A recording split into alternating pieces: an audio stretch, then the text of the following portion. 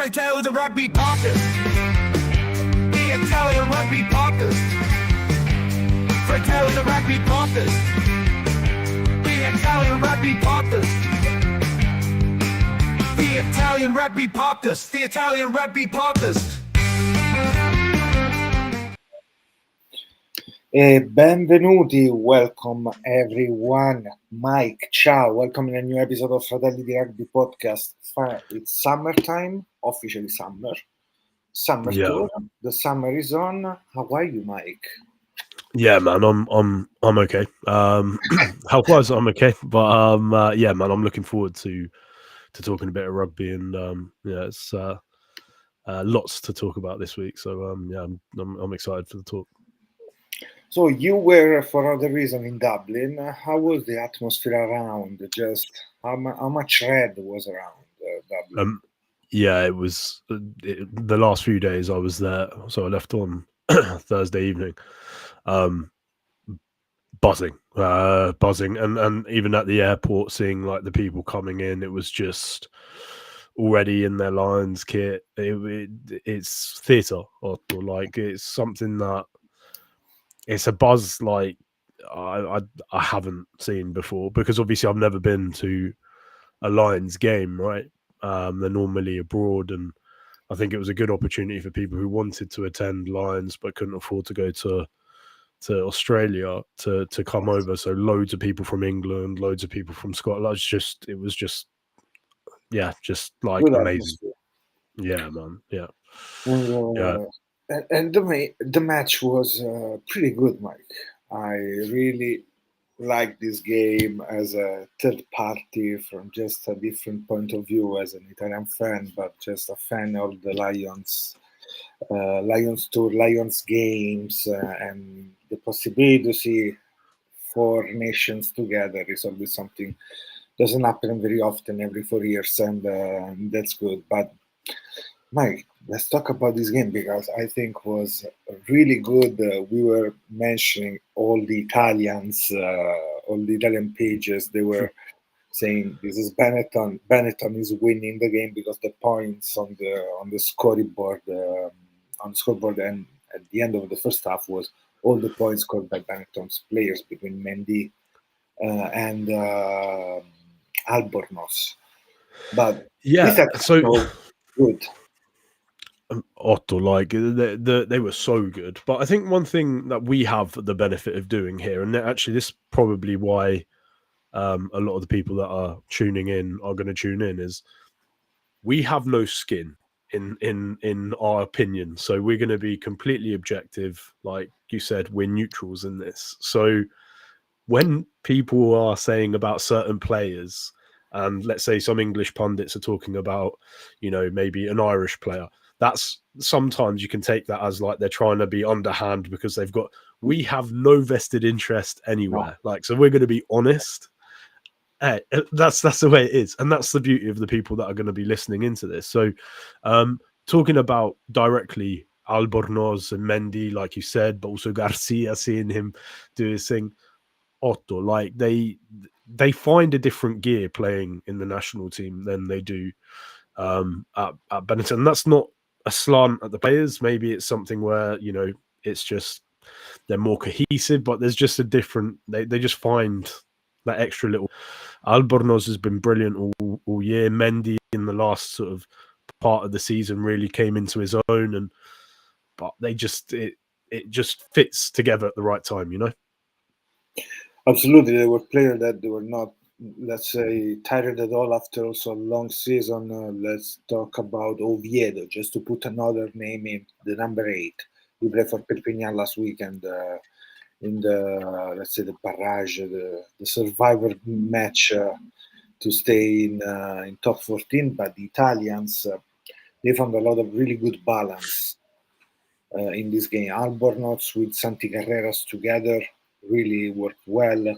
Garcia and Albornoz together, but also Garcia with a different, stronger scrum forwards moving in the field more than Zebre, obviously.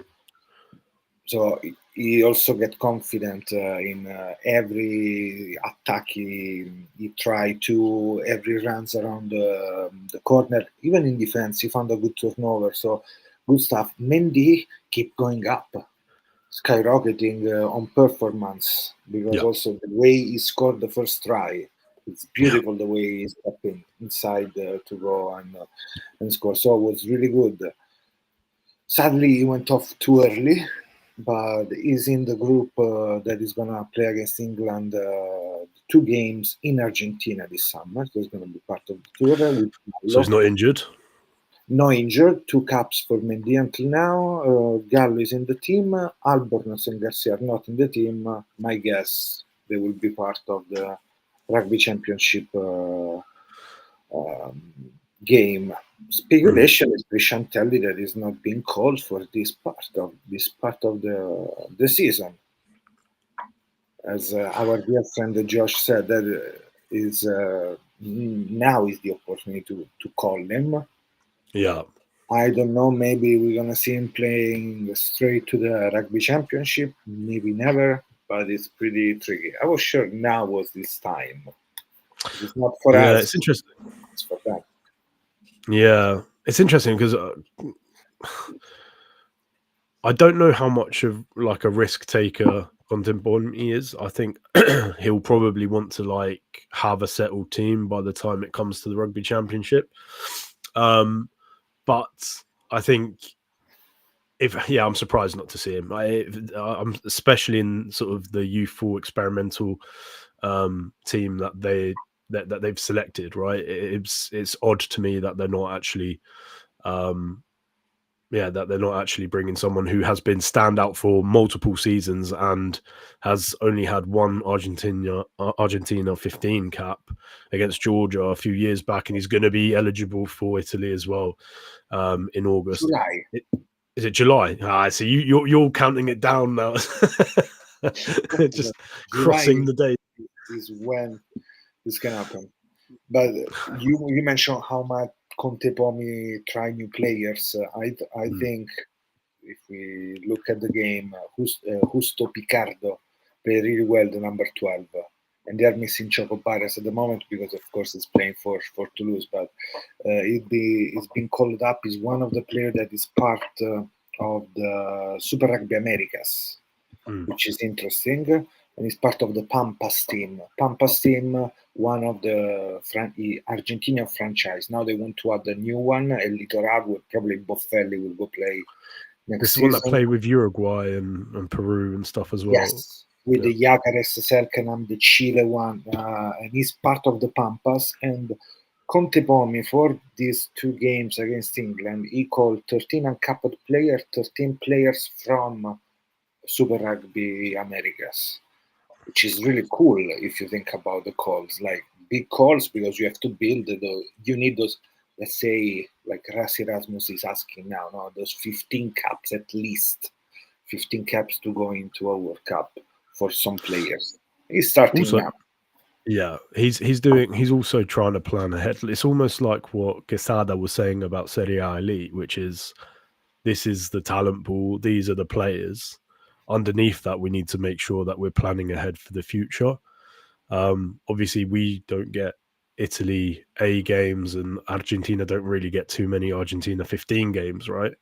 Yeah. So, like you said, Otto, now's the time, now's the opportunity to find, who can make it to the next level,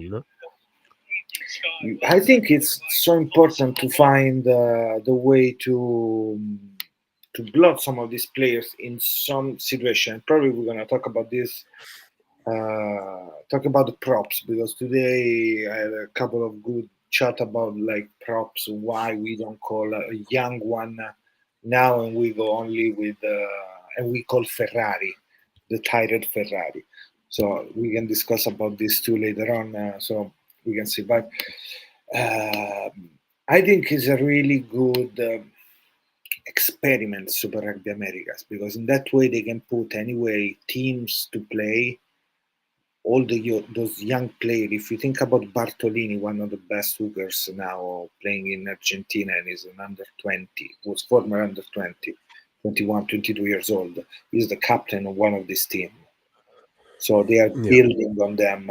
It's the way that those development center that in Argentina were held by Germán Fernandez back in 2019 with the Jaguares.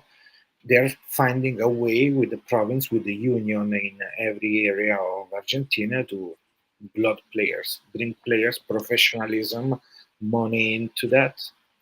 And let's go Yeah. with that. Yeah. Yeah. And obviously they really sort of gained success to that probably 5 or 6 years before Italy, right? Where we had a similar sort of mold with the centers of formation, but we did that in 2017, whereas they've been doing that since 2009, right? And you can see sort of come 2015, they already had like the player pools to be this team. And, you know, they improve and they improve and the standard will improve and improve. And you get standout players like Albornoz is world class when he's playing well, and you know they've got players that, quite frankly, are probably the envy of a lot of first tier one nations, right? I think it's hard to argue that some of the players, particularly like their back row as well, will make most of the tier one nations.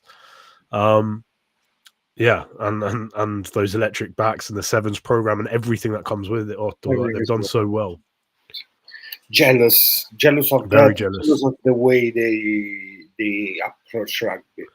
But Yeah. anyway, on the other side, Mike, we should talk also about the Lions, of course, Hmm. because uh, how is your glass? Half empty, half full? Where you see the level after this defeat? It's huge because Argentina won for the first time in this way, etc., etc. We know how you see the unions together. Yeah, Otto, you know what I'm gonna say, right? What's you can't win games without a functioning line out, right? That Um, one issue that can be probably we can argue about why he throws so long every time, mm. Conding in the first half. um, if we're saying half, I mean they were dominant in the scrum before the changes. Some players stepped up. I hadn't seen Genj play that well. I don't know, maybe ever. He was brilliant, right? Um, and the Lions is traditionally like it's a team that is meant to be. They're meant to be underdogs every time they go in, and Argentina are a good side. Just goes to show, like when you have different ideas and different methodologies of playing, you put all the players in on the pitch. It's going to take time, and it's the same issue that France have, or the same issue that England have when they have multiple players come from 10 Premiership teams. Like the first game is normally the game that takes the longest to gel, and Of course, yeah, you defense can is going to be much more easier in the next weeks after you already start fixing the first issue that you see in a team that is trying to get ready for the big test later on. for It's a sure, good for wake sure. up call in a certain way. Let's Oh, say for not sure, too for harsh. sure. No, But no, Mark, for sure, mate. if we think about Finn Smith, didn't like his game was average, poor, going a little bit down. Decision hands a lot of it, a lot of offloads, but they didn't find the right player. And Pumas solved a couple of really hard situation to defend, thanks to a couple of offload stolen by one from by Albornoz, for example. But if you put with this team Finn Russell and Blair Kinghorn, you have even more quality because those hands between having at least 3.5, 4 playmaker or good hands, it's crazy good to see. When it worked really well to find space out. Aki to Pulo to how many times they were switching position and the result was always the same, finding the spot, the space on the wide side. With Russell, get another dimension. because the pressure is different. How we feel the game and this jersey, let's say. Yeah, it's funny because what you said about Finn Russell and Finn Smith The Finns. after. Hey, the Finns, yeah. After the Northampton game, I had a lot of like my friends say that Finn is the start, and Finn Smith is the starter for the Lions and stuff. And I'm like, have you guys just forgotten that Finn Russell exists? And then obviously the finals happened, and they saw and they reminded themselves of what Finn can do. But like you said, Otto, if Russell starts with the chemistry that he has with Tuivelotu, and with like you said, Blair Kinghorn out back, Otto, that just those three make a massive difference, right? And So then you can put, maybe if he's not ready in that way, a player that is better under eye ball and is powerful still.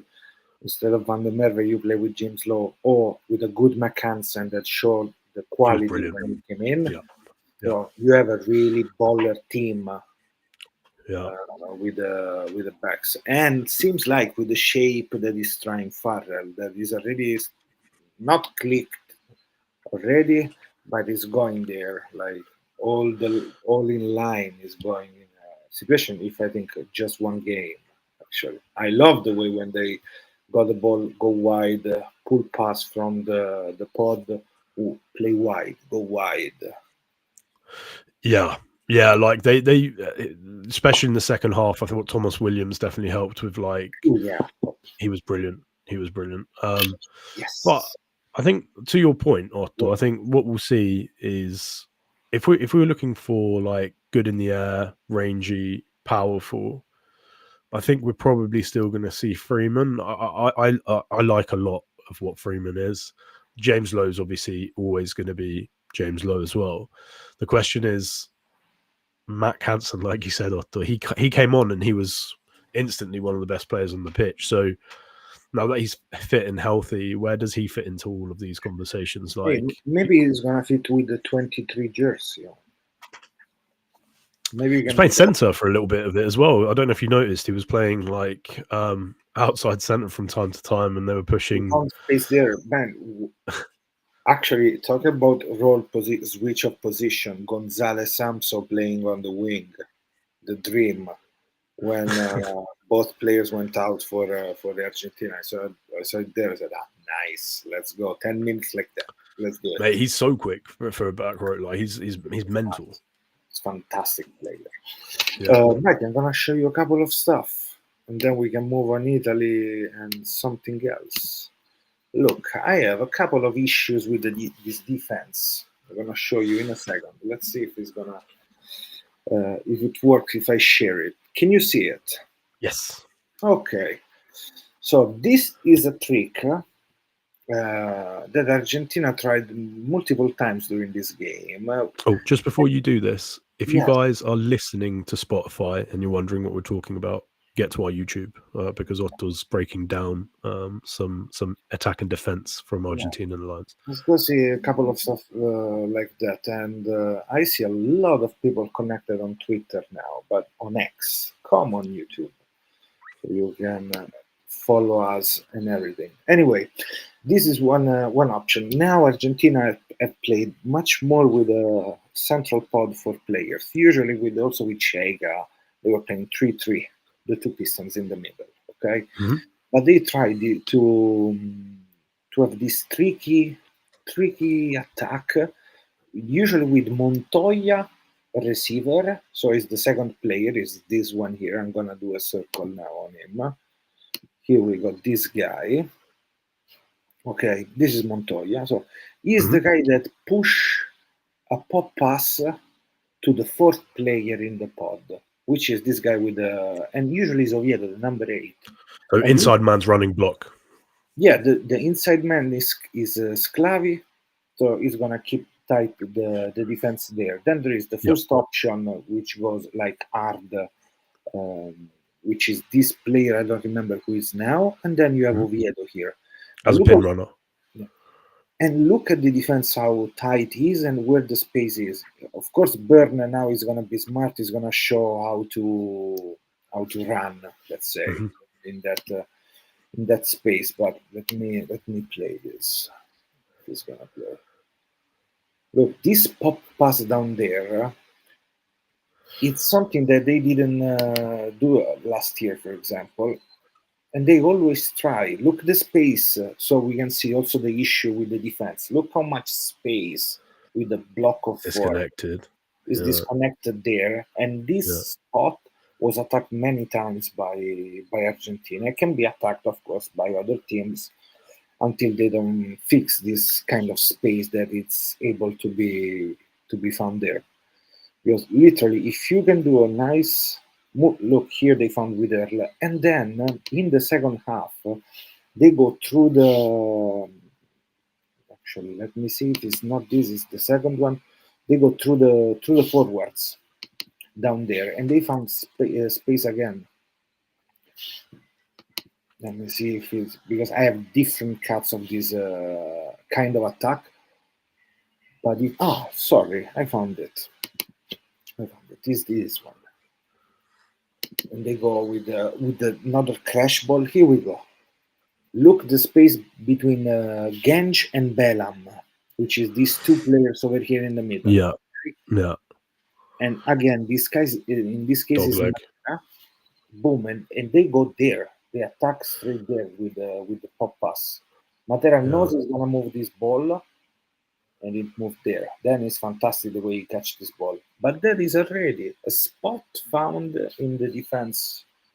And it's interesting to see this shape because it's not a shape that you usually see many times. Like, And also how quick they adapted to that. Yeah, it's an option that usually is not taken. The pass Yeah. flat to the fourth player. You play behind, you play short flat, you attack, but you usually don't pass the ball there. And that is so interesting to see.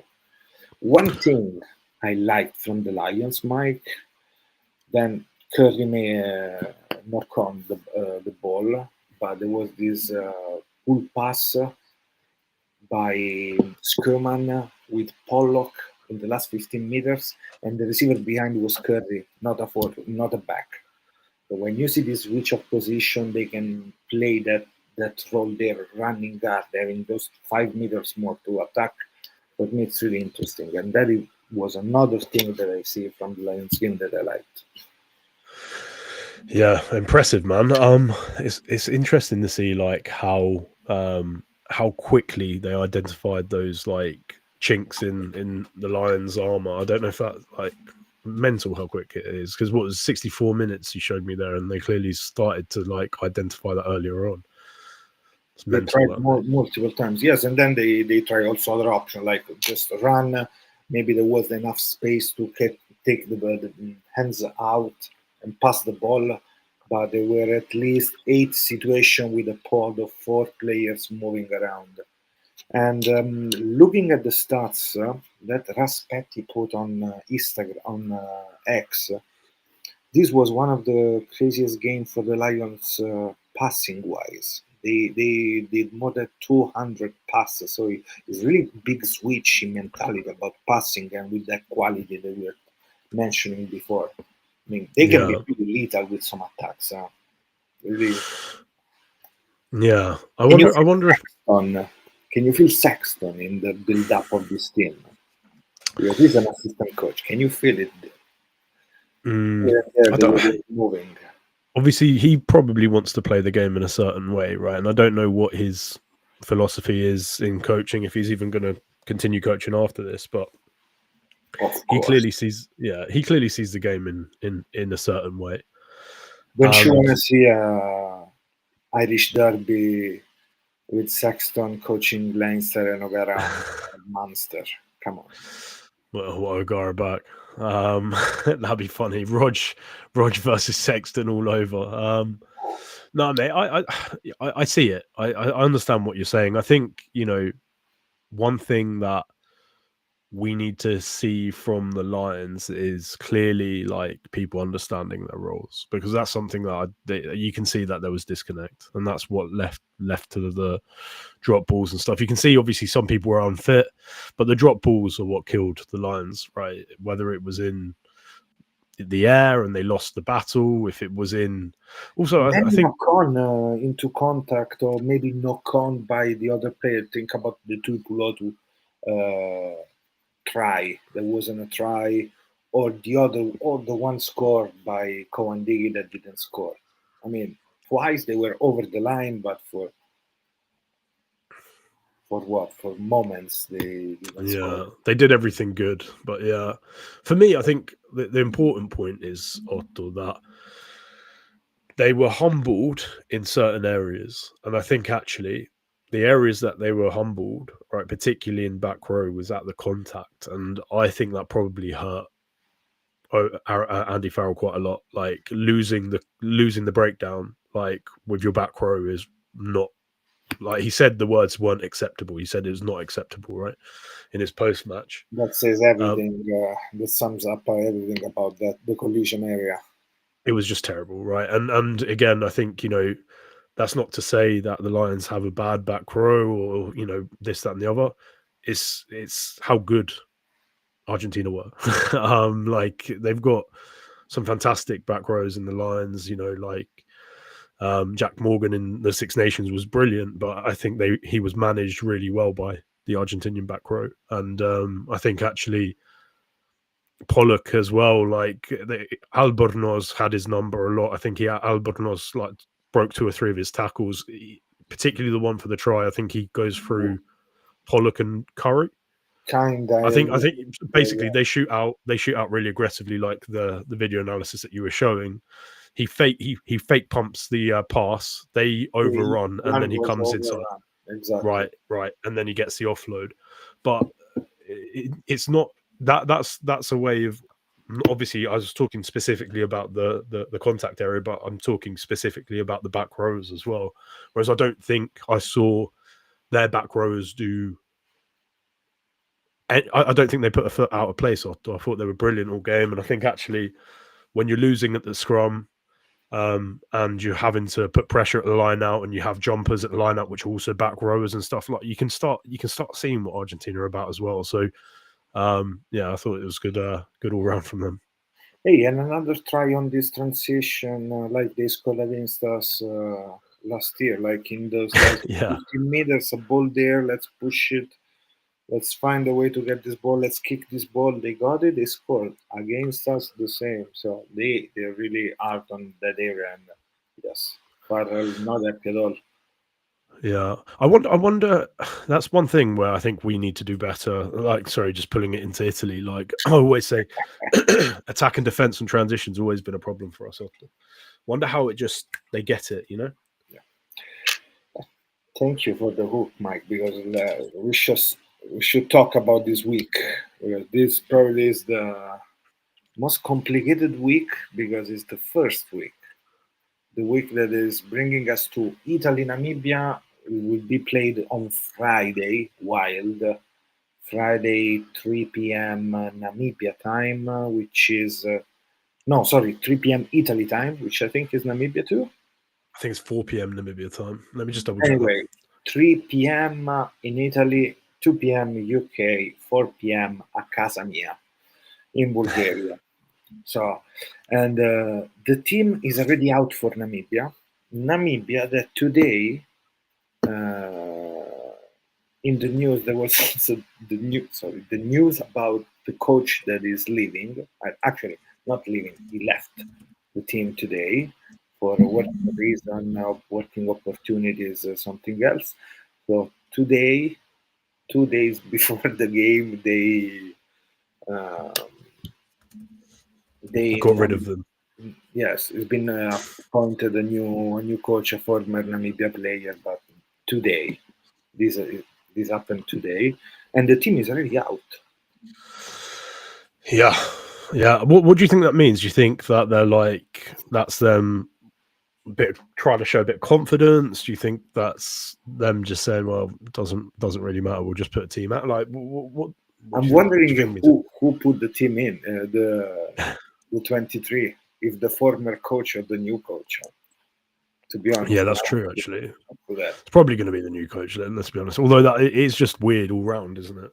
It is. So Anyway, there are few of those players. They were part of the Namibia team that played against us, and they lost by 50 against us. They scored one try. They scored one try against 2023. us. And, yes, Namibia, Italy, 2023 at the Rugby World Cup, 52-8. 52-8. In this game, Mike, it's been watched by Razor Robinson, the former New Zealand coach, was in the pub watching the game there in Yeah. Marseille. But my God, Namibia. What to say about Namibia? There are few players, but we don't know anything. Hopefully, it's gonna be a good transmission online somewhere, Mike. Because it's on Sky, but I hope it's not gonna be like Samoa game. Remember Yeah, how good was the connection with the Samoa game? yeah. I'm hoping that we manage to actually watch this because it'd be a travesty if for It's whatever on reason we're. Sky. In Italy, it's on Sky, but Yeah. I don't know the quality there of this. How it's gonna Yeah. be broadcasted. But anyway, Mike, who you gonna put in this team? We have Zilocchi home, Ferrari coming. Ferrari the oldest in the team, 64 cap, something like that. So he's one I of don't put Ferrari in this team. No. If you like, now's the time against Namibia is the time to experiment. Like with the utmost respects. Obviously, there's still a test team, and we still need to go and do a job. But if we're not going to do it now, when not? Like it has to be now, right? So give me your team for this game. Like who is gonna start which position, how, and everything else. The one question for me, Hassa starts in one of the two positions. I'll say it like that. Fischetti, when was the last time he played? He played Oh, about a month ago. everyone, majority of them a month ago. Let Okay. me share you the team. So obviously captain. I think captain has to start. So I don't know. Di Bartolomeo probably does. I don't know. If Look, hmm, so with the new viewers, whoever didn't know anything about Italian rugby, we going with the new captain that is gonna be the hooker, and then we're gonna have Di Bartolomeo Dinchef without any cap before this game. This is the situation for us in the front row with Fischetti and Spagnolo, Riccioni and Ferrari, and Asa. Asa and Ferrari can play on both sides of the scrum. right. So you're gonna go with Spagnolo. Nicola Yes. captain will start this game, of course, and Riccioni. Mm. Ferrari or with Asa, straight with Asa on the tight end. Yeah, I think Otto. If we're talking Namibia, I'd actually, I'd go Spagnolo, Di Bartolomeo, and Okay. then I would have Hasa at tight head. That's probably what I would rock. And again, like this is just purely because I want to see what they can do. It's an attritional game. Front row's attritional. We're going to have to start seeing combinations now. We don't want to be having to have the conversation about combinations midway through a test match against South Africa. We need to understand who can do what now. So Mike, in the locks, you go with Cannone Zambonin with Canali from the bench. Those are the players. yeah. Are you Yeah. going with Favretto this game, or with who's gonna be your number 7? Is gonna be Giuliani, I guess, for the first game. Yeah. And Yeah. how you gonna organize this? Yeah. I could see Favretto at 6, but then I think he's going to be used a lot in the South African games. So I think just to give him some minutes, I'd like to see him start at 6. Favretto. Favretto, yeah. And Favretto then 6 makes sense. Okay, 7 Giuliani, number 8. this is where I'm going to ask your opinion. For me, I think it would be nice to see Odiase, but I don't. Yeah, it's one of those, isn't it? I don't know if I'm being too romantic here, saying that he probably deserves it. What do you think here, Otto? If we want to find a kind of balance with a really strong, experienced bench, for me, he can start. So, what are you saying, Zuliani? Or are you saying Negri? No. Like, From the bench, I think maybe it's gonna be Idzekor. Maybe Negri is gonna be rested again, yeah, and Vincent or Cannone, one of them. I know what Negri has to do in a couple of games with South Africa. So look, he's gonna rest this game, and of course, if Idzekor has to show up, that he wants that spot only for caps for him for Italy. If it's gonna be Favretto, great, because we know it's an option for Quesada. But one of them, then bench Idzekor if Favretto is starting. Zuliani, yes. Cannone, Vincent, give me whatever you want.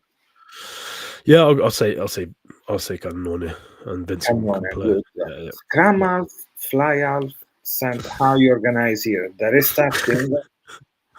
restarting with who's the 9 in this game. For me, it's Garbisi. Yeah, you can say Garbisi on this No, one. I'm not a fan, but for me, it's Garbisi starting this game. I'm gonna say Garbisi Barney. Oh, Yeah, wow. no, yeah, just like he's a confidence player. Don't know if he's going to be starting against South Africa, but I think. Oh, we're gonna start with Fusco, South Africa. What do you think? I don't know, mate. I don't know. Full score. We need to see like where full score's at. Okay. I could go with Garbisi full score actually. Okay. You're saying Garbisi starting though. I'm saying Garbisi starting. Okay. Maybe. I can agree with that. I can agree with that. I'm Sure. going with Garbisi starting and Wagner from the bench. Yeah. I'm more happy with that, to be honest, because I do think he needs to go. And now the centers. It's gonna be the Menoncello, the Marincello. Mori is gonna just arrive this week probably. It's gonna be Zanon Menoncello, which is fair, the most experienced pair that you have. They play in the Benetton team, cohesion and everything else. I think if I was a betting man, I'd probably say Menoncello Zanon is the safe bet. But I'm hoping that now we've, if the plans with Marine is 12, like when's a better time to do it? Because in the winter we're playing Australia, South Africa. When's the time to do it? It has to be now, right? For me, I want to change. So instead of going with Marine Menoncello, for me we go with Menoncello Bertaccini. Yeah, I'm happy with that one as well. Need to see Bertaccini have his opportunity as well. And now, Mike, now we have 5 players for 3 positions. I mean, it's gonna be Trulla, it's gonna be Jesse, it's gonna be Odogu, or it's gonna be Linag starting. I guess Jesse will start this game with Trulla, of course. Maybe Belloni can be an option from the bench, but for me, if Belloni don't start any game and just trains for weeks, I'm okay with that too. I don't have this rushing. It has to play. No. No, lineup for me. Assuming he's fit and healthy, he needs game time. Lineup. Okay, so lineup: Jesse, Trulla, lineup. Marine, Menoncello, Dare, Garbisi, Favretto. Will you put a number 8 Odiase and Zuliani? Yes. Look at this team. Okay. Hey, mate, sounds good anyway. But look at the caps we have, because that is interesting for me. If we think about how we grew as a team, we have the front rowers and the 63 caps by Negri to reach the 99, the most experienced. And then we have again, which is crazy, Mike, it's crazy, the other triplet of players are the scrum halves with a lot of caps. But 3 players made the total caps of Seb Negri in all of this. That's mental, isn't it? Yeah. When you put it like that, we do have a young, inexperienced team. And when you put under 31, yes, caps of Etzebet only, with everything in perspective. But it is what it is.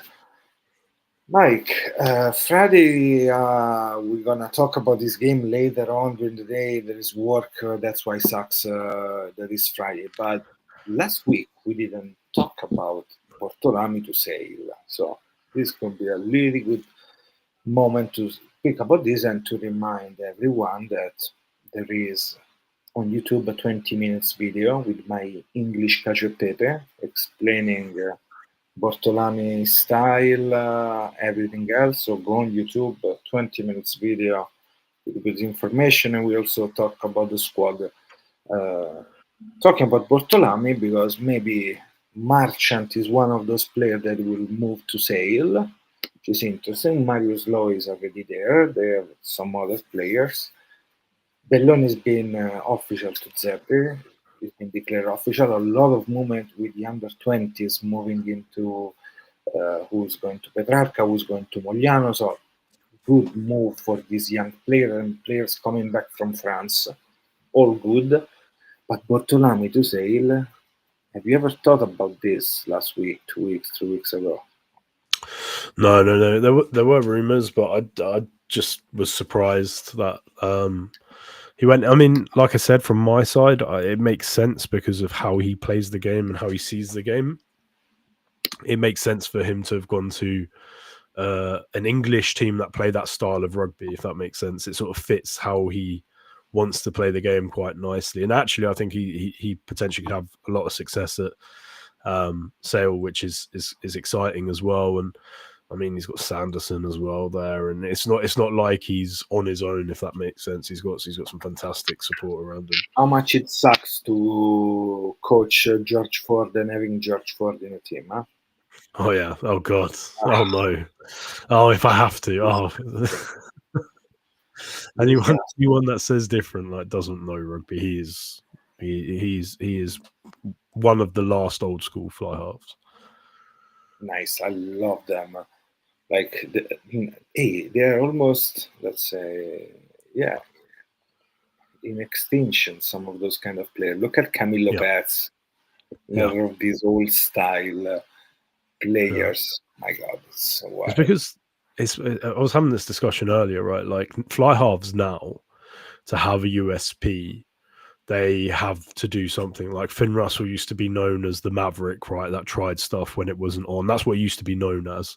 Faz, rightly or wrongly, was known for his defense. So was Wilkinson. And then on the other side, you had Carter, who was known for his running game. Like the old fly halves, like the old school fly halves. Pass and kick. Right, pass and kick, make everyone else around you look good. Like, make sure that you're controlling the tempo of the game, metronomic. Like, make sure that you're putting pressure in the right areas. That's almost like, because so many 10s play 12 now, that's sort of almost like lost, if that makes sense. Garbisi is actually a really good example of that as well. Like, he used to be very like running, and I know obviously he did a lovely break at the weekend, but he is very like, I'm going to pass the ball into the right areas, and that's my job. But it was well to see playing in the last game with Bayonne, Camilo Verde get also those 10 minutes yellow card. If you think about his career, was crazy. But talk about that game, Mike. You watched Bayonne against Toulouse. It was pretty interesting because it was tight at the end of the first half and everything. But Mori went out really early. And honestly, I was really disappointed. I said, why? Because then Arbin Tengarai didn't bring anything different in the game. And also, Mori didn't have any chance to shine. nothing. And No, nothing. Balls in attack. One crash ball. One pop and I go inside. One pick and go. Nothing. Crazy. 40 minutes moving around, defending. But you say something funny. It has to be the Jimmy George. It has to change, to switch in that way. But it's true because you need much more involved into the maneuver of the game some way, and more on the line almost. Wanting Yeah, that ball, is it shyness? What is that for you, Mike? I don't know. I think But you first of understand all, what I want let's to say? Like, hey, no matter what, I'm gonna come closer. Give me that ball, like yeah. of shape, whatever. For me, and this is me from like my non-analytical eye. It looked. I'm like me being objective, right? And I'm trying to separate myself from being an Italian fan who wants the boy to do really, really well, right? And I want to separate that. I think there's areas of his game where he has developed massively in France, and I think defensively he was very good.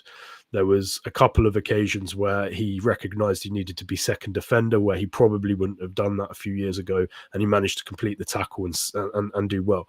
There was a couple of occasions where he was trying to cover off other people's mistakes, which I don't think old Mori would have done ever, because he was always focusing on his own performance. And I'll give you an example of that. The try they score out wide. If you watch that back, he recognizes that there's space, and he tries to go and make the tackle on the wing from inside center, because he recognized, like, I don't think I'd ever see, like, his defensive game is becoming quite good, but he's always off pace when in attack, and I don't know if that's because they practice it with Tuilangi and they expected Tuilangi to be fit, and then all of a sudden there's 2 weeks and he wasn't really that involved in the attack. But there's little things like that That's why, Mike, potentially. I don't get why with Patat, which is a great coach anyway. Of course, the focus was get the ball, keep the ball, stay with the ball, and then penalty, we're gonna stay in the game. Defend, penalty, we're gonna be in the game. But I mean, you playing 14 in attack. Yeah. With a player like that is not a decoy run. No. Just they're moving. It sucks. It sucks. And to be honest with you, you take a couple of hits up with him right at the start of the game, he's going to make space for other players. Like if he goes Exactly. a couple of hits, yeah, just let him do what he needs to do. Cut at the start of the game, let them feel his weight for a couple of runs, and yeah, people are going to double up on him, and there's going to be space else. Yeah, I agree, Arthur. Like it was like they were playing scoreboard pressure, forward dominant rugby, even when they were at full complement. Then Mike in the second half with the Simbin for Camilo Perez was ugly to watch. Like, okay, what we gonna do now? What we gonna do now? For 10 minutes like that, crazy stuff. But anyway, Mike, your score prediction for the Italian game, is it a score that you want to see, or you're more happy with the team performing and having performing the consequence of like a good result? Like I want the performance, but listen, if I get the performance and we win by 1, that's fine too. Like if Namibia come out and they're playing like the 2015 All Blacks for like if that's what they're doing for the whole game, cool. Like as long as we find a way and we learn from the game, that's cool. But for me, performance is important. Like we need to understand where these players are at, but also we need to understand if these players know how to win, which is also a question that we need to answer. I think that we are in a situation when the pressure is slowly going up. This is, let's say, the heat on the stove has been turned on this week to prepare for the game. You're gonna start and then you're gonna boil next week. But let's see how long it's gonna take you to be done doing the next game. But yeah, we're midway through a cycle, Otto. I want in Namibia performance, yes, of course. But I would like to see a good attacking shape. That's what I want to see. I want to see flow in attack, pressure, attacking pressure. No matter what, but I want not to have those 25 minutes like, oh my God. I would like to see a team that take responsibility of their action really strongly. Like responsibility, the new captain, vice captains, Giuliani to kill, I don't know, many breakdown for them. every player to be their best version, and even the uncapped players, because I think Canali wants to break everything. He was in the field with France during the draw. He was on the bench. So it's something I was really looking forward to, how much he wants to play and be hard this game.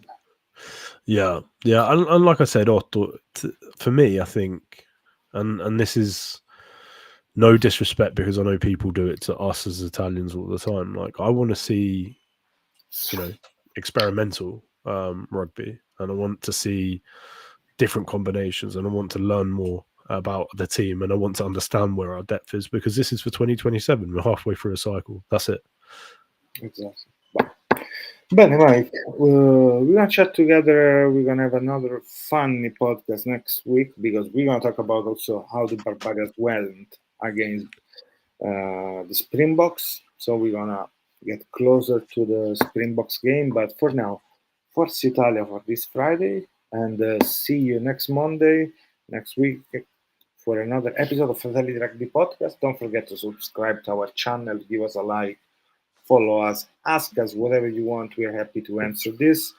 And Mike, ci vediamo la prossima settimana. Ciao. Ciao. Ale.